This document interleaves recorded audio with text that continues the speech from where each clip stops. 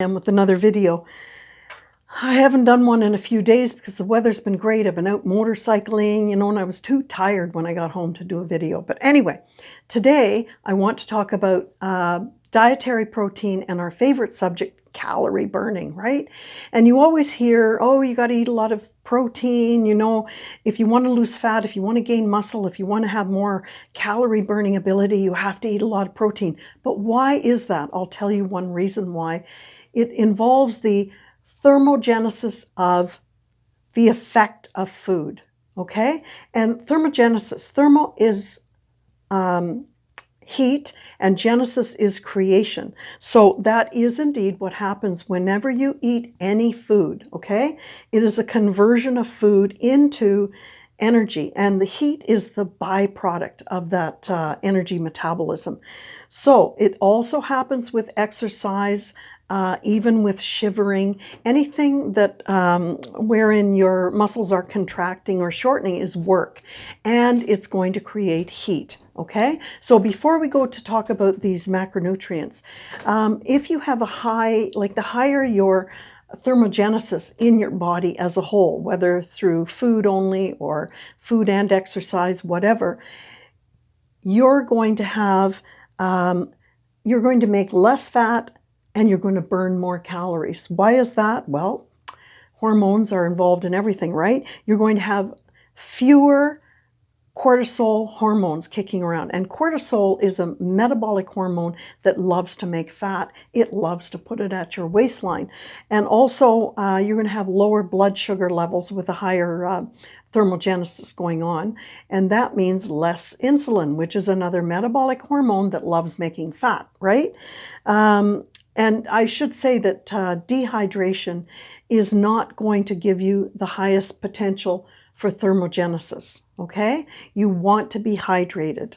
Now, let's talk about the three macronutrients, okay? Carbs, fats, and protein. And of course, I hope you're eating all three because they all meet different needs in your body, and your body needs all three. But every time you eat any of these, you need caloric energy. There's a thermogenesis involved. You need caloric energy just to digest, to absorb, and to transport those nutrients through your body to wherever they're needed, okay? And the interesting thing is the heat effect of these three, they're all different, okay? So we'll talk first about, when we think of this thermogenesis, the number of calories that are burned off when you eat any of these. So for example, carbs, you will use 8% of every carb. Let's say you eat 100 carbs, 100 calories of carbs. 8 of those calories are going to be used just in this heat effect. Fats will be 2%. I'll talk about protein in a minute.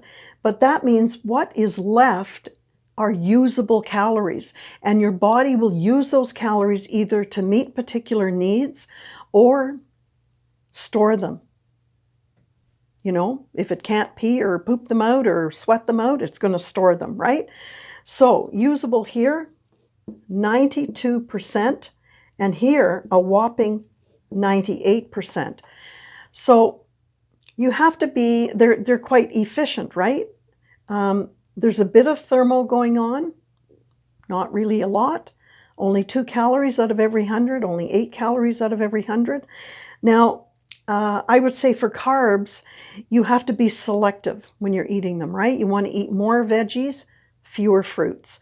You want to eat complex vegetables, complex carbs.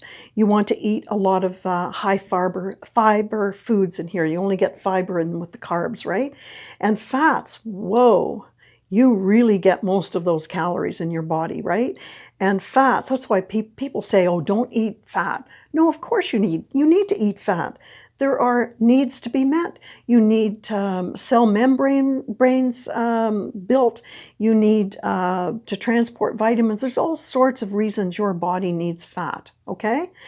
But if you have too much, it's just going to store it right in your fat cells, okay?